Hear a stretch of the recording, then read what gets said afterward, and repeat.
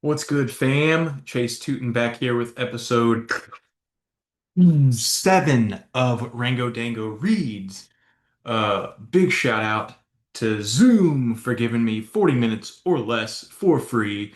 Um, Dope. Not a sponsorship, just wanted to give a big kudos to them because that's sweet. It's dope. All right. So now, today, boom, boom, boom, as stated in my last episode, um, the book I just read, I just finished it. It was a really quick read, nonfiction, was The Peter Principle by, I think, Dr. Lawrence Peter, or Peters, or something, probably Peter. Peter Principle, Peter, Lawrence Peter. Um, yeah, so that's it. So it's a nonfiction book, okay? Um, and that's what I want this channel to be about, all these reviews, this platform. I don't want to just do fiction books. I want to do thought-provoking books. I want to do nonfiction. Um, I currently, and we'll get to that later. Anyway, so this episode is about the Peter Principle. So basically, Peter, he was a school teacher, and he started seeing different things in the hierarchy. So the concept of this book, it focuses on hierarchies. And he starts this science called hierarchaeology. Um, and basically it's ology, the study of hierarchies. Ooh, doggy in the background. Yeah, so this man, he studies hierarchies. So what he did, he interviewed different people at different companies, employees, I think maybe some customers, maybe not. It's basically employees, subordinates, and those in charge at these different companies. Okay, and he wanted to find out about the hierarchy, how people got promoted, why some got promoted and some didn't, why some people stopped getting promoted. Okay, he wanted to find out all these different aspects. And so in the book, he gives legitimate examples, but the names of the people and the names of the companies are nixed. Okay, they're changed, not nixed. They're there, but they're changed. So so he tells different examples, like say for instance, so and so. Let's say John Boy is a great mechanic. He's always doing perfect work on the cars. They're like, oh, you're a perfect employee. Let's give you a promotion. So then he becomes a foreman, and he's not good at his job because it's not what he was meant to do. And so that's what this book focuses on. Essentially, it talks about how each person, each worker, has their level of competence and their level of incompetence. And he says that everybody, at some point, if there are enough levels on the hierarchy, will reach their level of incompetence. And incompetence in this scenario does not mean that the person's stupid. It just means that they are incapable of doing useful work. And what is useful, it depends on, it's he defines useful as basically like output. Okay, what is useful defined by the people above you, your bosses? What do they define as useful? Okay, and so he talks about people getting promoted because they're great at this. Interesting, because they're great at this specific job, and so they get promoted to the next level, but they're not good at that job because they've gone beyond their level of competence. They have now reached their level of incompetence. So at this level of incompetence, he says they'll basically stay there forever because they're not going to get fired, and they may get replaced. They may get moved to a different position laterally, not necessarily up, unless moving them up um, increases the efficiency of the company because it gets them out of an important position and into a position that is potentially is perceived to have more importance but does less work. Not real sure. Um, but anyway, so he says they can't get fired, and here's where it really sets in. It's really frustrating to hear this because when you really think about it, and not necessarily in my job that I'm viewing it, at least from the outside in, right? I don't necessarily see this, but I'm in my specific position. But let's think of politics. Lots of politicians seem to be incompetent because they've definitely gone beyond their level of competence. They are absolutely in a position of incompetence. And he uses politicians many times as an example, including including a rough draft of a speech he found in the trash can of someone. And basically, they were trying to say a lot of things. They said nothing, but in like three paragraphs, there was nothing that said except like, let's make progress. And he emphasized progress, and he kept saying it over and over and kept talking in circles. Um, but it was this long speech, this long, three paragraph speech that he had written, but he didn't say anything because he was in a position of incompetence. Okay, and so they get to this point. But anyway, they can't get fired because if you get promoted to a position, and obviously there are outliers to the rule, exceptions to the rule. If you get promoted to a position, then the person who promotes you, your boss, the person who's in charge, doesn't want to admit that they made an incompetent mistake, an incompetent decision. So they're not going to fire you. You're just going to be inefficient at your position basically forever because nobody wants to admit their fault, right? And so the whole concept of this book is that there are is that in the hierarchy everyone reaches their level of incompetence. What I found really funny though, oh excuse me, wow, that Panera is really hitting me. Shout out to Panera, love me some Nera.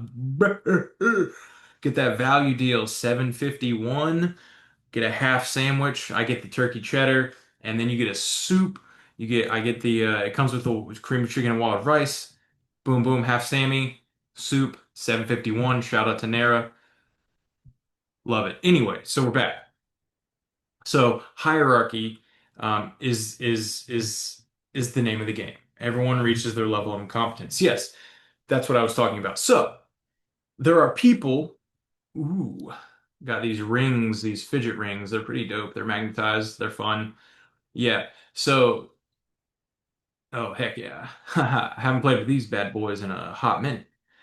Um, so anyway, he has this thing called creative incompetence to where essentially people are like, yeah, I like where I'm at. I'm happy. And that's another thing. He says when people reach their level of incompetence, they become unhappy. Sorry, there's a hair in my face and it won't leave me alone. There we go. We got it. Once they reach a level of incompetence, they can't do any useful work, and they recognize that they can't do any useful work, so they become unhappy. And then you're thinking, okay, well, why not just turn down the promotion if you're happy, or say you want to get demoted? Well, in some cases, and that he studied, that Dr. Peter studied, uh, someone turned down a. It's not funny. Someone turned down a promotion and ended up like committing suicide because their life became so unhappy because their wife's like, oh, my husband can't do this, he's this and that. And then apparently his kid got in a fight at the school because his dad turned down a promotion, and it just became this whole thing. And so he actually came to the conclusion based on different examples that denying the promotion actually makes you more unhappy than being in that level of incompetence. However, if you are if you're incompetent on purpose. So this creative incompetence. And I thought it was like, oh, you're not creative at all. You're incompetent. You can't come up with ideas. False. Um, so what he says is that creative incompetence is basically like acting like you can't perform the job that you're in, so you don't get promoted on purpose because you're like, I like this level. I don't want to go up. I don't want to have more. Um, Responsibility. I'm good where I am. And so you do these things that you wouldn't normally do to prevent yourself from getting promoted. And a couple examples, actually kind of funny. So one of them is this gardener at this, I believe he used a school as an example. Anyway, we'll just say it's a school. It could have been some other building, but that aspect's pretty irrelevant. So the school, he said, had basically pristine lawn.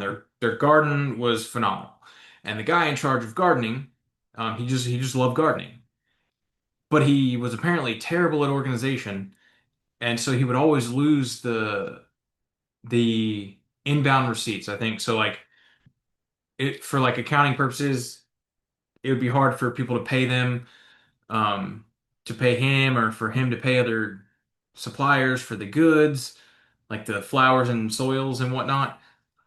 Anyway, so he loses all these receipts, whether they're inbound or outbound. I can't remember, but he loses all these receipts, and they're like, so the Dr. Peter goes and asks him. He's like, yeah, I think I just accidentally misplaced them or accidentally lost them. And then he goes and talks to Dr. Peter talks to this guy's wife, and she's like, yeah, he's probably the most organized person I've ever seen when it comes to his gardening, and he can tell me exactly how much everything costs, and all this and that. And so he comes to the conclusion that this guy is he has created incompetence at his job, so he won't be promoted beyond his level of comfort, beyond his level of competence. Okay, that's fascinating. It's fascinating that people do. So this guy's gonna stay happy forever because he's like, what kind of stress do I have? I love my job. Um, I'm happy. It's easy. I don't have that much responsibility beyond what I can handle. And so he just doesn't get promoted. Now, there's this other guy that he used as the example that he said was his only um, the only successful person, as he calls the Peter Perry. Peter Perry as in Parry, like, oh, I parry the attack. Ooh, I'm dodging. So basically, he dodged the Peter dodge. So the Peter Perry, Peter Perry picked a peck of pickled peppers.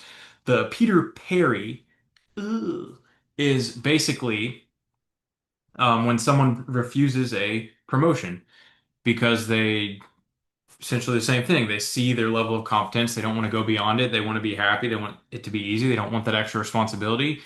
In this case, the guy was a construction worker or something in construction, and he was stoked on his work. He's like, I'm done at 4:30 every day. I don't have to think about the next day or the next week. I just go home and that's that. And he's like, I don't want to be a foreman. So he just kept saying no and kept saying no and kept saying no. And then um he ends up getting apparently he buys a book of he buys Walden, Henry David Thoreau.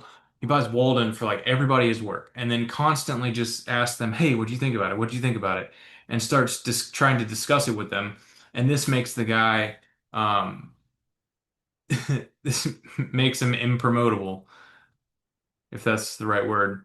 Anyway, it makes it where they don't want to promote him because he's like just annoying everybody. So they're like, oh, you're not fit for a promotion. You can't run these people. And so he did exactly what he wanted to do. He got to stay where he was, and he was creatively incompetent. And that's a very fascinating aspect of this study. But yes, so people raised to their level of incompetence, and those who don't tend to be happier when they realize it. If they don't realize that they're at their highest level of competence, then they will always strive for that promotion without really stopping to think, is it the best thing for my life? Is it the best thing for my sanity? Is it the best thing, for my family? So some people, they recognize it and they're like, yeah, I'm just going to chill here. And other people don't recognize it and they go up and then all of a sudden they reach that level of incompetence and they become unhappy. But so this is in the working world, and he says it happens in politics all the time, as we can see. It's probably the most obvious in politics. I don't really have to explain that. I mean, it's obvious. Um, but then he says life incompetence, and basically it gets to the point where by trying to expand too much and go beyond what we really should be. For instance, we're getting too industrial. Now, granted, this book was written in 1969 or published in 1969, so it's a little bit different now. Times have changed, but the hierarchies are kind of in the same pickle. Um, and I guess I'll come back to life hierarchies, but he mentions Karl Marx in the beginning and speaks on, and I don't know much about, oh, butterscotch. I don't know much about Karl Marx. I know the name. I've heard that he's written stuff. He has ideas. I think it has to do with like the Communist Manifesto. I think that was Karl Marx. I might be mistaken. Um, but Karl Marx basically, from what Dr. Peter said, essentially talked that the ideal society doesn't have hierarchies, right? Pure communism. Everyone works together, everyone shares everything, right? If done properly, okay, without any type of hierarchy, everyone's equal. Yes, obviously that's ideal, and that is what we should strive for. But as of right now, obviously that's going to be impossible because Dr. Peter went in to explain that man's nature is to find the hierarchy there. Always want somebody in control. And if you're the leader, you're going to look to be in control. And if you're a follower, you're going to look to someone else to take control. So hierarchy is a natural way of life, even though it is kind of a detriment to society. But I think that's perhaps an entirely different conversation in itself. Um, but Dr. Peter, he gets into life hierarchies and kind of like society's here, but we're trying to get here.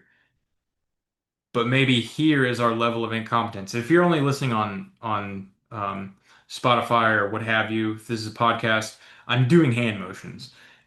And so just imagine that you can see my hand motions, right? But essentially, we need to stop and think, is it proper for us to move forward at the pace that we're going? Do we need to take that next step? Should we just stay where we are, stay at our level of competence, and just kind of, you know, chill it? Should we figure out a way to become more competent, right? We don't need to work harder at our level of incompetence because, according to Dr. Peter, we can essentially never become competent at our level of incompetence, right? I don't necessarily agree with that. I feel like if you do something the right way, I mean, if you exert your energy and you're studying the right things and you're looking up the right things and putting them into action the right way, how can you not learn something? I'm under the impression that you can learn anything, anytime, anywhere, as long as you truly want to learn it and you put your focus into learning it. Okay? I mean, right now, my level of incompetence is literally anything in the field of neuroscience, but if I were to go ahead and study it, I feel like with enough time and focus and energy, I could learn neuroscience. Do I want to do that? Heck no. Heck no. That's not in my alley. That's not for me. But, I feel like I could definitely learn it if I put forth my effort and had and spent enough time on it. I could do that. I'm not going to. But my point is, we reach a certain level of incompetence, I feel, because it's outside of our skill set. It's outside of our aptitude as it stands when we get that position. But if we work on not necessarily the job itself, but maybe the skills that would make us better at the job, maybe certain knowledge that would make us better at the job, more efficient at the job. And it'll take time. You'd have to look inside yourself and change yourself as a person, not just improve your mind, not just gain knowledge. You'd have to maybe completely overhaul your entire personality to become competent at a job. Is it impossible? No. Is it difficult? Heck yes. But it could happen if someone wanted it bad enough and they did it the right way. All right. But that is the gist of the Peter Principle. Highly recommend the book. It was a quick read, very entertaining read. Um, yeah, honestly, I've read 6 books this year. I'm on pace for my goal. My goal was to read on average one book a month. So my goal is to read 12 books this year. It's June. I'm halfway there. Whoa, living on a prayer. Haha, Bon Jovi. Yeah, yeah. Did anybody know that Bon Jovi used to be a part owner or full owner, not 100% sure, of the Philadelphia Soul Arena football team? Yeah, fun fact. But yeah, so that's that. I'm on pace. Um, so far, honestly, I think my favorite book, I'm actually gonna do another episode on an overall halfway update, I believe. Yeah, so check that one out. Rango Dango reads at gmail.com. if you want to reach out to me for any reason. All right, Instagram, Rango Dango Reads, TikTok, Rango Dango Reads.